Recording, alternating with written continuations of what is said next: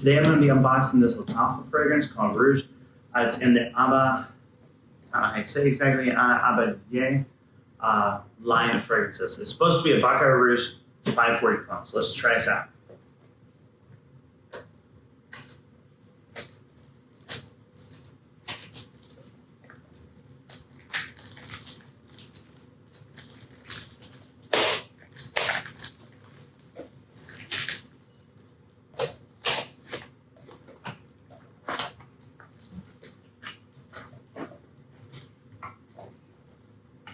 Here we go. So this is what the bottle looks like. Has that, I don't know, love it or hate it cap that a lot of clone houses do with little gems on it. I'm not sure why they think that makes it look good, but that's them. Bottle feels heavy.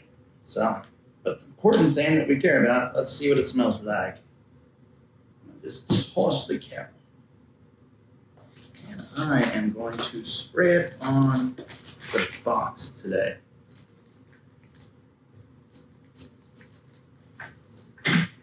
Set that over. Wow. So you can definitely get the similarities between it and the Maison Francis Kurkdjian fragrance, Baccarat Rouge.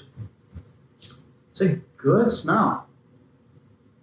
It definitely has the same profile as it. Again, this is on a box, it's on skin, which is better to test.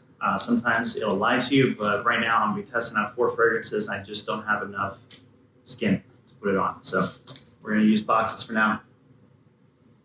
Yeah, this definitely smells like it. I'm really digging this.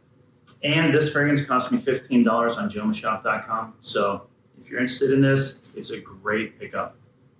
So I'm going to give this some wearings. I'll get back with you on performance and how it works with the sillage and everything. But for now, I'm definitely recommending this. So we'll see how it goes in the future. Talk to you soon.